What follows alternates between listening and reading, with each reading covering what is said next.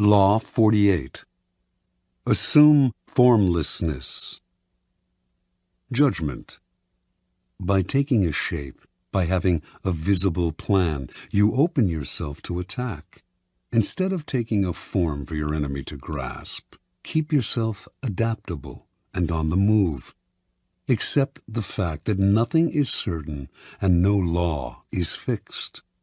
The best way to protect yourself is to be as fluid and formless as water. Never bet on stability or lasting order. Everything changes. Observance of the law. When World War II ended and the Japanese, who had invaded China in 1937, had finally been thrown out, the Chinese nationalists, led by Chiang Kai-shek, decided the time had come to annihilate the Chinese communists, their hated rivals, once and for all. They had almost succeeded in 1935, forcing the communists into the Long March, the grueling retreat that had greatly diminished their numbers. Although the communists had recovered somewhat during the war against Japan, it would not be difficult to defeat them now.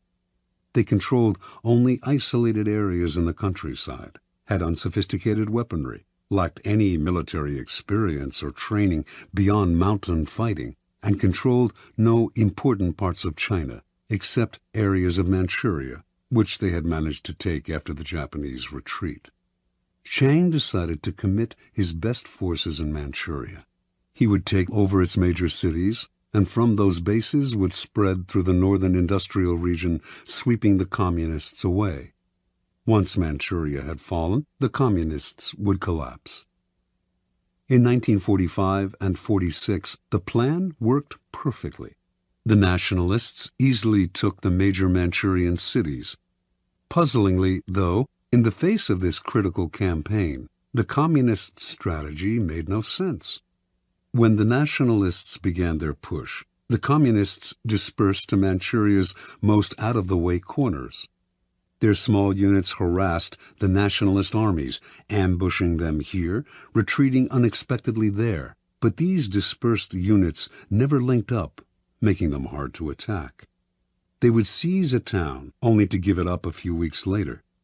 Forming neither rear guards nor vanguards, they moved like Mercury, never staying in one place, elusive and formless. The nationalists ascribed this to two things: cowardice in the face of superior forces, and inexperience in strategy. Mao Zedong, the communist leader, was more a poet and philosopher than a general, whereas Chiang had studied warfare in the West and was a follower of the German military writer Karl von Clausewitz, among others. Yet a pattern did eventually emerge in Mao's attacks.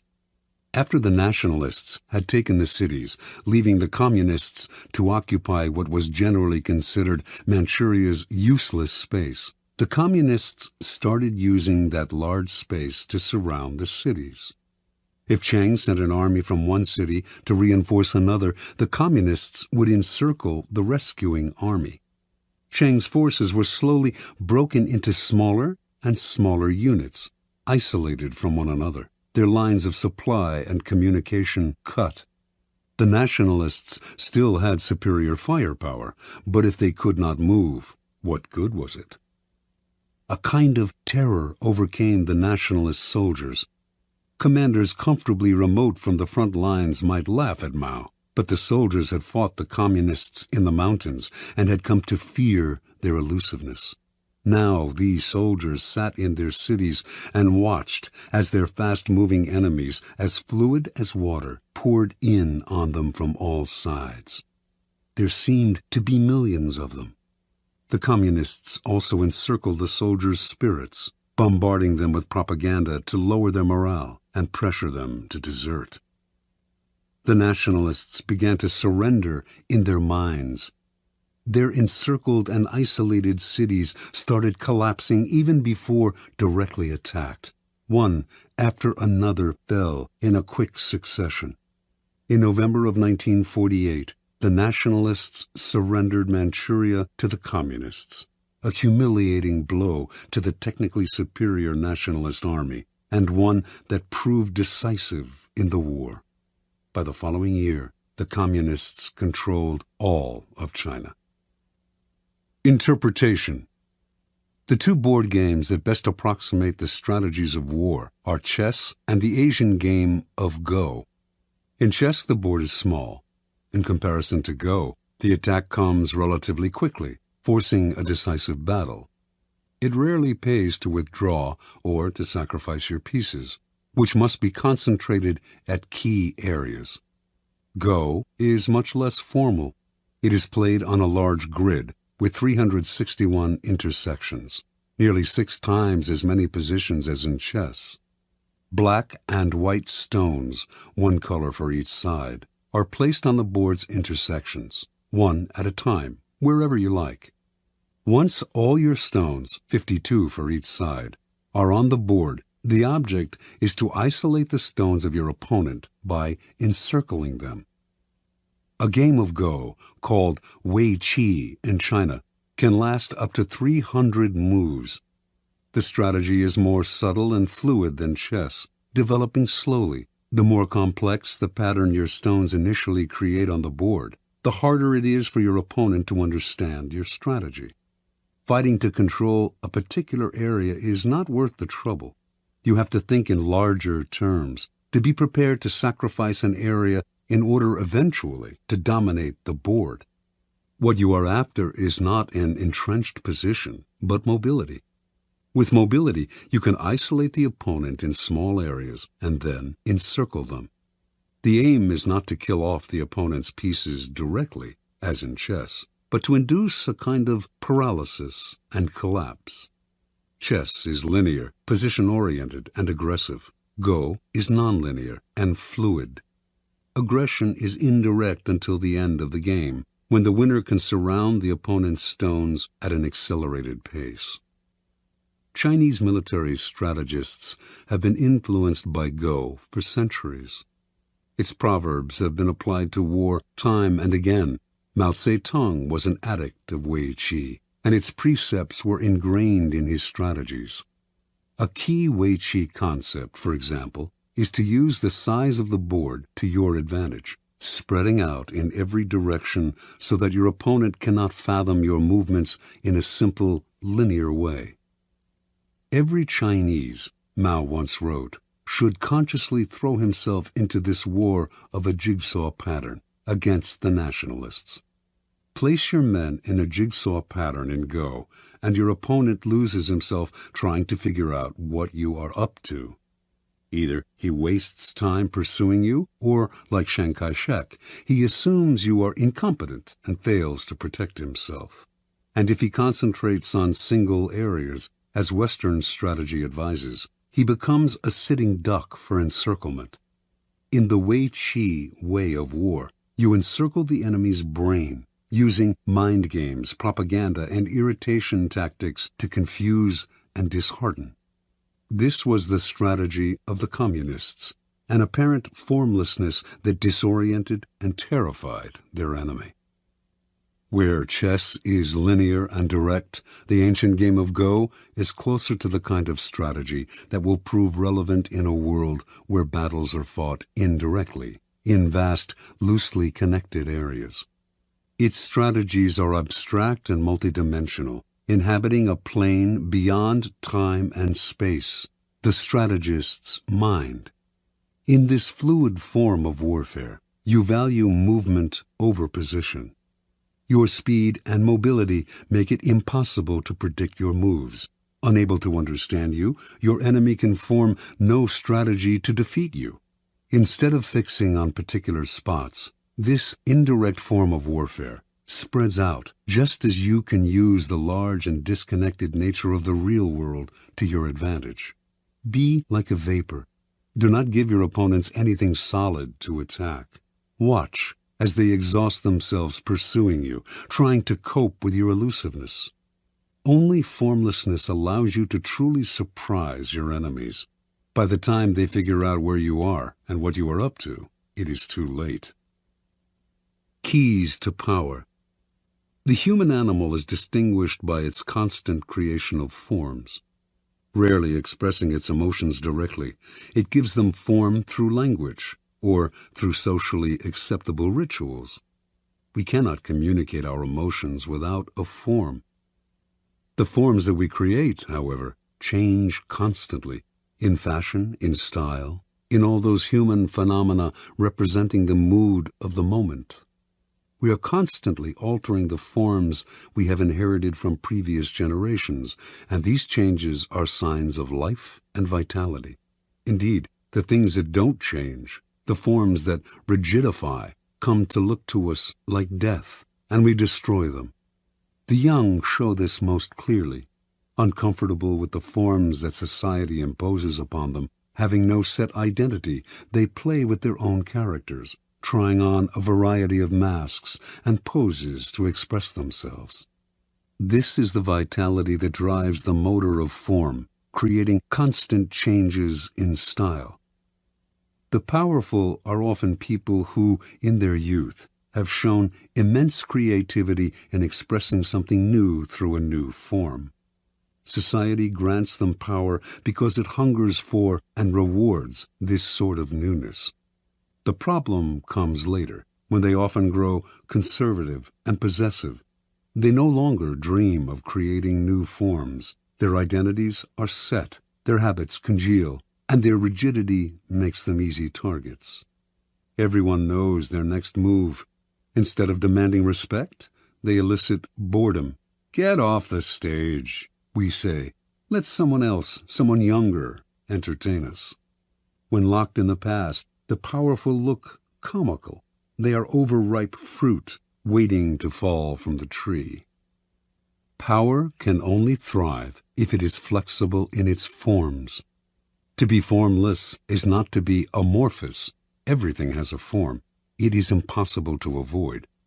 The formlessness of power is more like that of water or mercury, taking the form of whatever is around it. Changing constantly, it is never predictable. The powerful are constantly creating form, and their power comes from the rapidity with which they can change.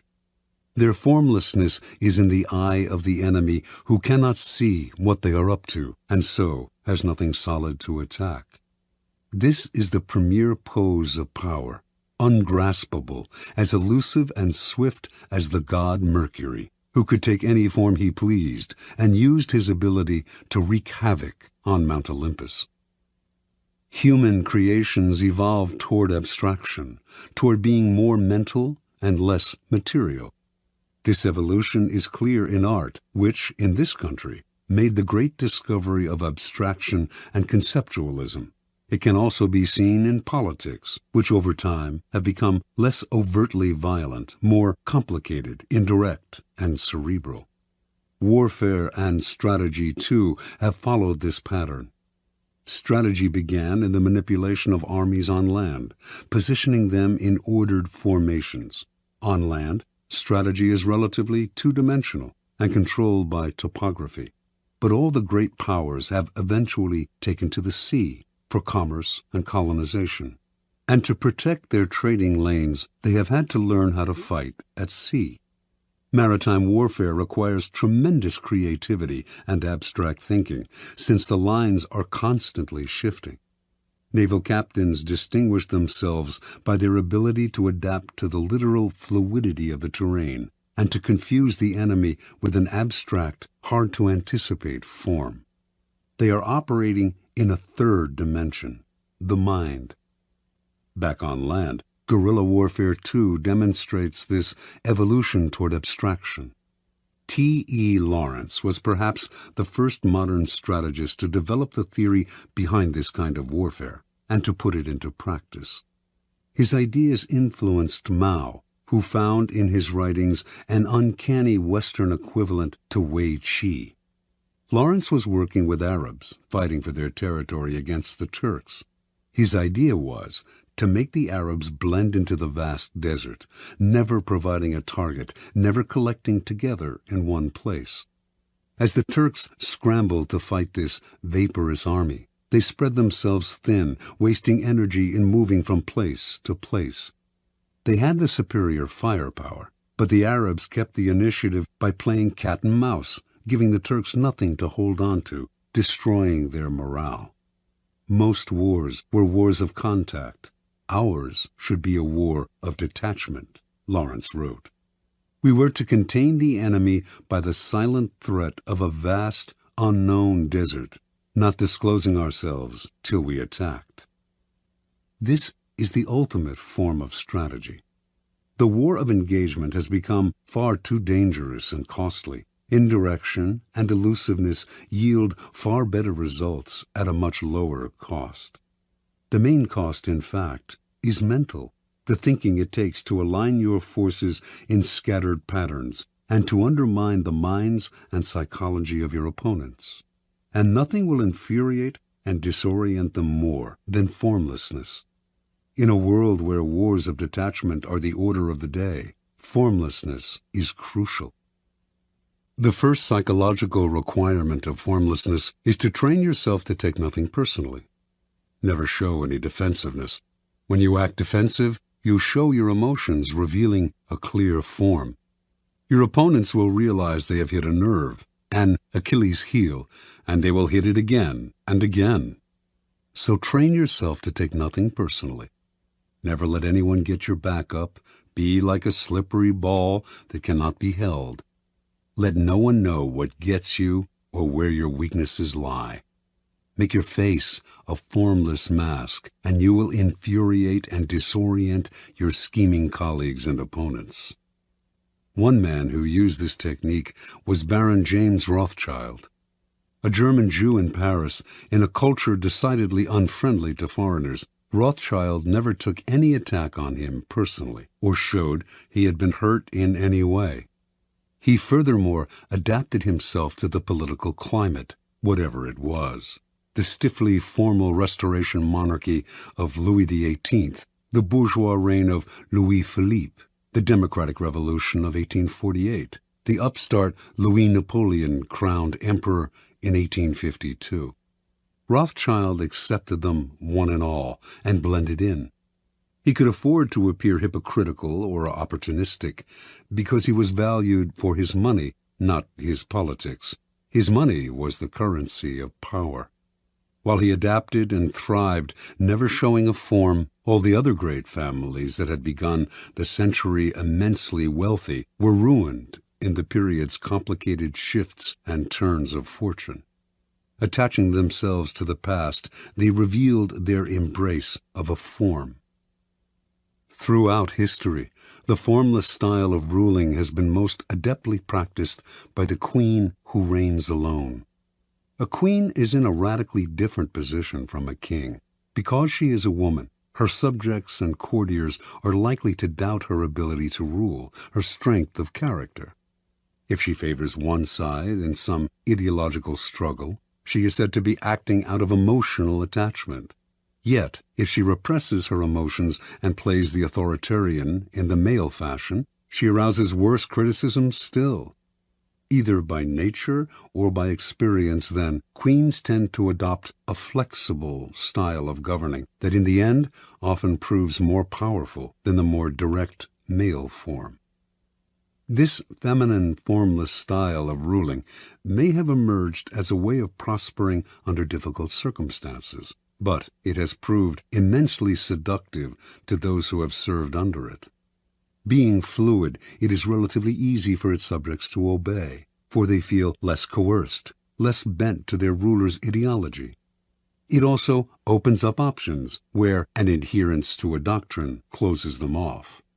Without committing to one side, it allows the ruler to play one enemy off another.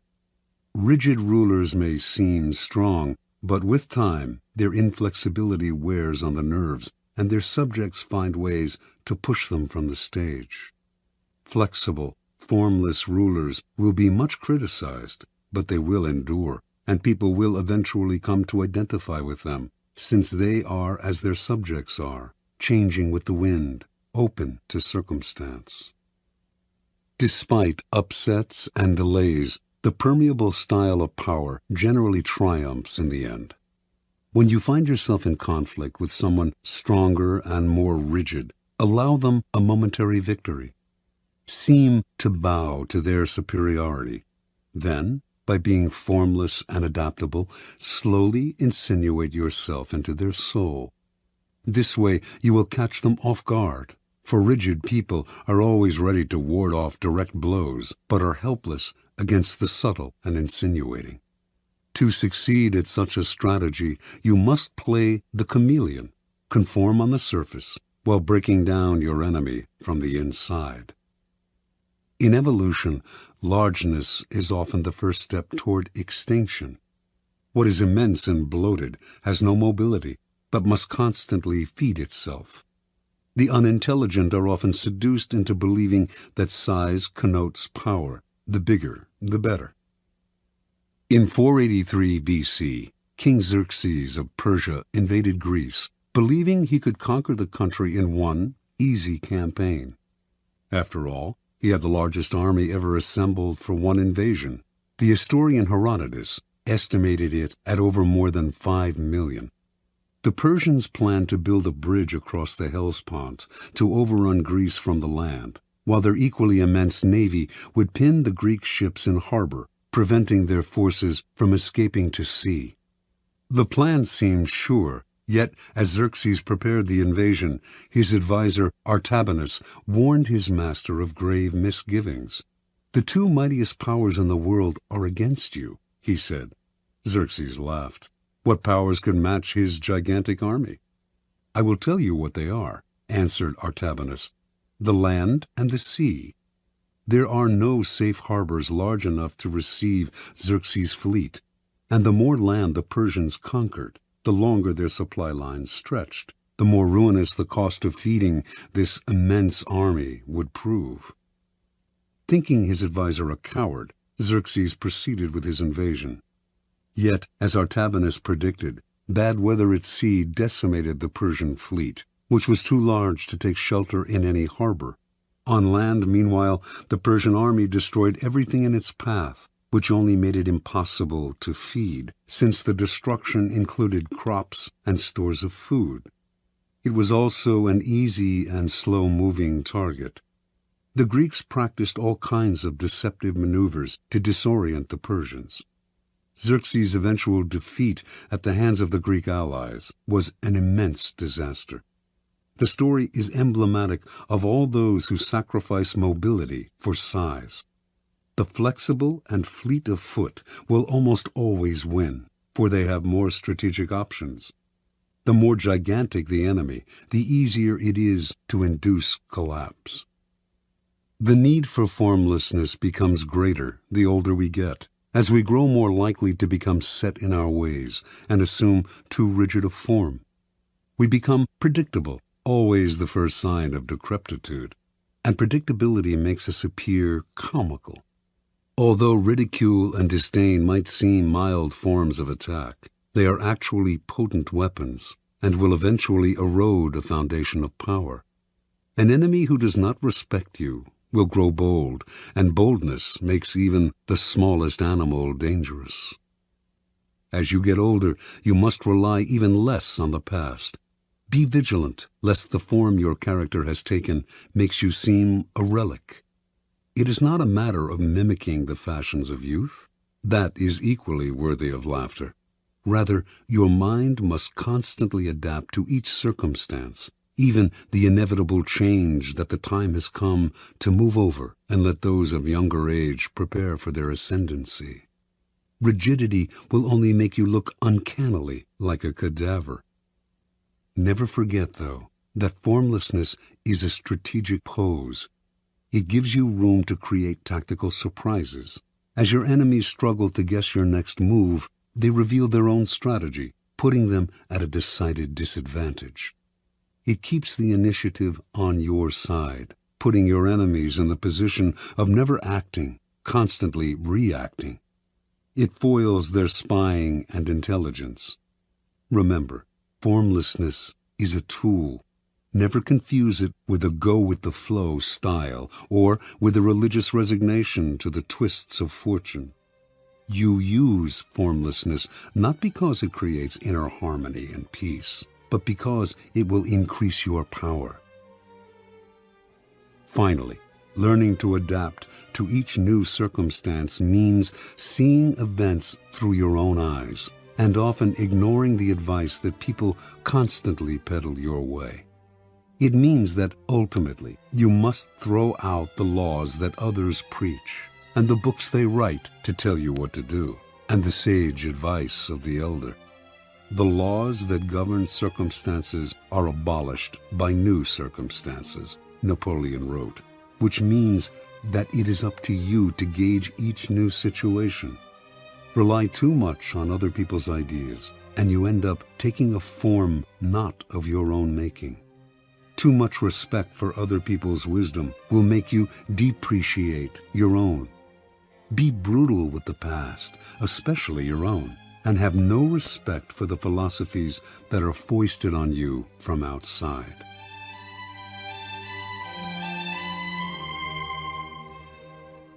This has been a Highbridge audio production.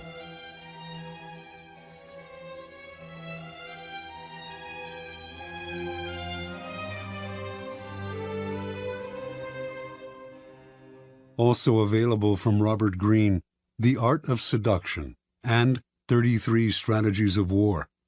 On the web at www.highbridgeaudio.com. Here is an excerpt from Greene's ruthless guide to psychological warfare, The 33 Strategies of War. Do not fight the last war. The guerrilla war of the mind strategy. What most often weighs you down and brings you misery is the past, in the form of unnecessary attachments, repetitions of tired formulas, and the memory of old victories and defeats. You must consciously wage war against the past and force yourself to react to the present moment. Be ruthless on yourself. Do not repeat the same tired methods. Sometimes you must force yourself to strike out in new directions, even if they involve risk. What you may lose in comfort and security, you will gain in surprise, making it harder for your enemies to tell what you will do. Wage guerrilla war on your mind, allowing no static lines of defense, no exposed citadels. Make everything fluid and mobile. The Last War. No one has risen to power faster than Napoleon Bonaparte, 1769-1821. In 1793, he went from captain in the French Revolutionary Army to brigadier general. In 1796, he became the leader of the French forces in Italy, fighting the Austrians, whom he crushed that year and again 3 years later. He became first consul of France in 1801, emperor in 1804. In 1805, he humiliated the Austrian and Russian armies at the Battle of Austerlitz. For many, Napoleon was more than a great general. He was a genius, a god of war. Not everyone was impressed, though. There were Prussian generals who thought he had merely been lucky. If he ever faced the Prussians, he would be revealed as a great fake. Among these Prussian generals was Friedrich Ludwig, Prince of Hohenlohe-Ingelfingen. Hohenlohe came from one of Germany's oldest aristocratic families, one with an illustrious military record. To Hohenlohe, success in war depended on organization, discipline, and the use of superior strategies developed by trained military minds. The Prussians exemplified all of these virtues. Prussian soldiers drilled relentlessly until they could perform elaborate maneuvers as precisely as a machine. Prussian generals intensely studied the victories of Frederick the Great. War for them was a mathematical affair, the application of timeless principles. To the generals, Napoleon was a Corsican hothead, leading an unruly citizens' army. Superior in knowledge and skill, they would out-strategize him. The Napoleonic myth would lie in ruins, and Europe could return to its old ways. In August 1806, Hohenlohe and his fellow generals finally got what they wanted.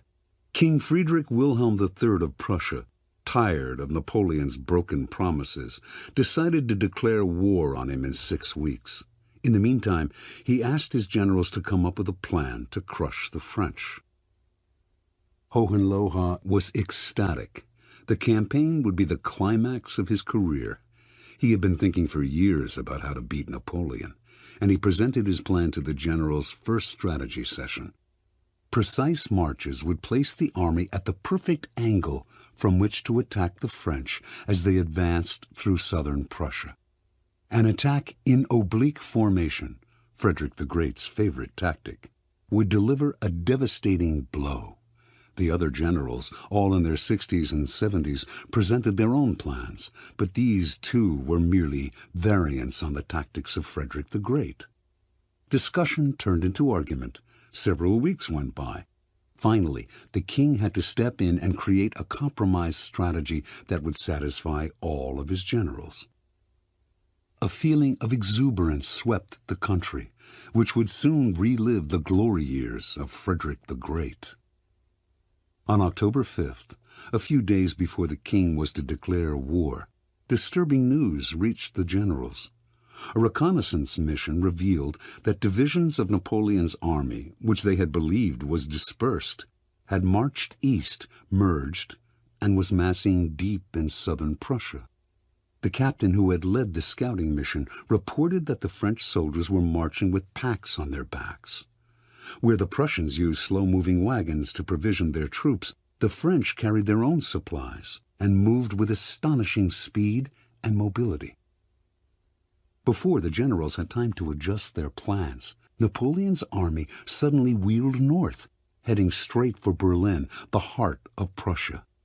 The generals argued and dithered, moving their troops here and there, trying to decide where to attack.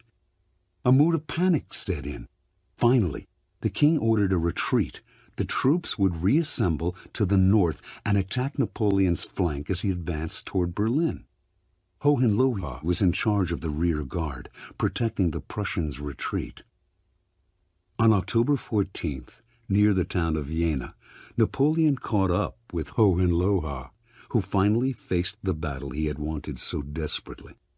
The numbers on both sides were equal, but while the French were an unruly force, fighting pell-mell and on the run, Hohenlohe kept his troops in tight order, orchestrating them like a corps de ballet.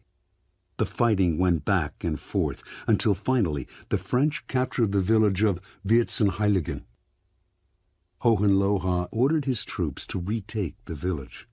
In a ritual dating back to Frederick the Great, a drum major beat out a cadence, and the Prussian soldiers, their colors flying, reformed their positions in perfect parade order, preparing to advance. They were in an open plain, though, and Napoleon's men were behind garden walls and on the house roofs. The Prussians fell like ninepins to the French marksmen. Confused, Hohenlohe ordered his soldiers to halt and change formation. The drums beat again. The Prussians marched with magnificent precision, always a sight to behold, but the French kept shooting, decimating the Prussian line.